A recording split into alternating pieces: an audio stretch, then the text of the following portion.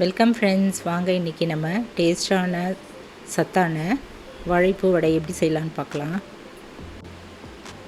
பெண்களுக்கு வர பிரசாதமான இந்த வாழைப்பூ நம்ம உணவில் அடிக்கடி சேர்த்துக்கலாங்க. வாரம் ஒரு தடவை சேர்த்துக்கிட்டாலே போதுமானது. இது ஒரு டயபெட்டிக் ஃபுட்டு, சுகர் லெவலை கண்ட்ரோல் பண்ணுது. இது வாங்க இப்போ இது எப்படி செய்யலான்னு பார்க்கலாம். நம்ம வாழைப்பூ வாங்கிட்டு இது போல் ஆஞ்சி எடுத்து வச்சிடலாம். உள்ளே இருக்கிற கருப்பான இந்த குச்சியான நூலை எடுத்துகிட்டு இது போல் சின்ன சின்னதாக கட் பண்ணி தண்ணியில் ஊற வச்சுக்கலாங்க. ஒரு கைப்பிடி துவரம்பருப்பு, ஒரு கைப்பிடி கடலைப்பருப்பு, ரெண்டுமே 2 மணி நேரம் முன்னாடியே ஊற வச்சுட்டேன். தண்ணியில் ஊற வச்சுக்கலாம். கொஞ்சம் கருவேப்பிலை, ஒரு 20 சின்ன வெங்காயம் கட் பண்ணி எடுத்து வச்சுட்டாங்க. 4 பல் பூண்டு, இஞ்சி சின்னதாக எடுத்துக்கலாம். பச்சை மிளகாய் 2, வரமிளகாய் இதெல்லாம் எடுத்து வச்சுக்கலாம். இப்போ இதை கட் பண்ணதை நம்ம தண்ணி நல்லா வடிகட்டி எடுத்து வச்சுக்கலாம். மிக்ஸி ஜாரில் போட்டு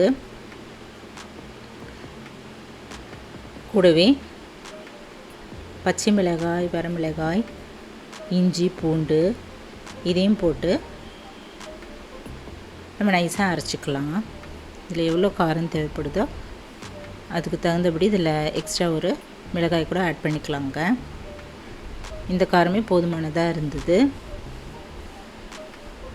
இப்போ இதை நல்லா நைஸாக அரைச்சிட்டு இதை போல் நைஸாக அரைச்சிக்கலாம்.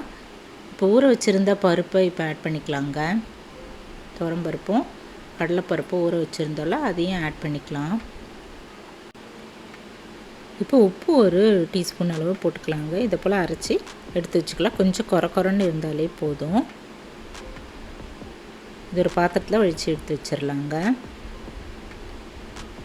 இப்போ இது கூட நம்ம அரைச்சி வச்சுருக்கிற சின்ன வெங்காயம் நல்லா பொடியாக அரிஞ்சு வச்சது அதையும் போட்டுட்டு கருவேப்பிலையும் போட்டு நல்லா பிசைஞ்சிக்கலாம்.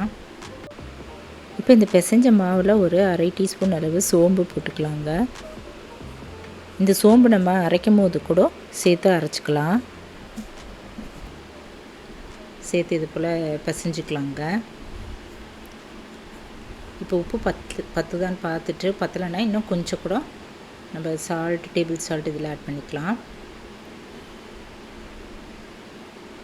இப்போ அடுப்பில் ஒரு கடாயை வச்சுட்டு அதில் கொஞ்சம் எண்ணெய் ஊற்றிக்கலாங்க. ரீஃபைண்ட் ஆயில் இல்லை கடலை எண்ணெய் ஊற்றிக்கலாம். நான் இப்போ இதில் கடலை எண்ணெய் தான் ஊற்றி செஞ்சேன். இப்போ ஒரு லெமன் சைஸ் அளவு எடுத்துகிட்டு கையில் இது போல் தட்டிட்டு எண்ணெய் நல்லா காஞ்சதும் ஒரு 4 இல்லை 3 மூணாக போட்டு நல்லா சுட்டு எடுத்துடலாங்க.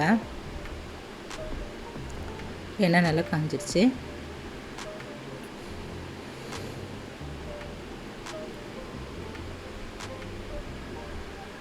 இது போல் போட்டு எடுத்துடலாம். 2 பக்கமும் நல்லா செவந்ததும் எண்ணெய் வடியை விட்டுட்டு எடுத்துடலாங்க. நம்ம வாழைப்பூவை கூட்டு இல்லை பொரியல் அது போல் செய்து சாப்பிட்லாங்க. இது போல நம்ம வடையாகவும் செஞ்சு சாப்பிட்லாம். நம்ம வாழைப்பூவை உணவில் அடிக்கடி சேர்த்துக்கிறதால பெண்களுக்கு மாதம் ஏற்படுற பெயின், வயிற்று வலி இதெல்லாம் கூட சீக்கிரமாகவே சரியாயிடுங்க. குறைஞ்சிரும். பெயின் இல்லாமல் சரியாயிடும்.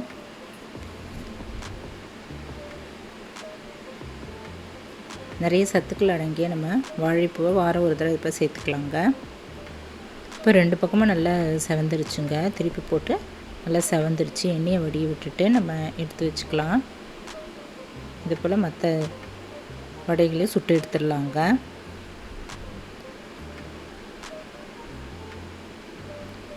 நல்லா சத்தான டேஸ்டான வாழைப்பூ வடை தயாராகிடுச்சு. இது நம்ம லஞ்சுக்கு எல்லா வெரைட்டி ரைஸ்க்கும் தொட்டு சாப்பிட்டாலும் நல்லாயிருக்குங்க. நீங்களும் இந்த சத்தான டேஸ்டான வாழைப்பூ வடை வீட்டில் ட்ரை பண்ணி பாருங்கள்.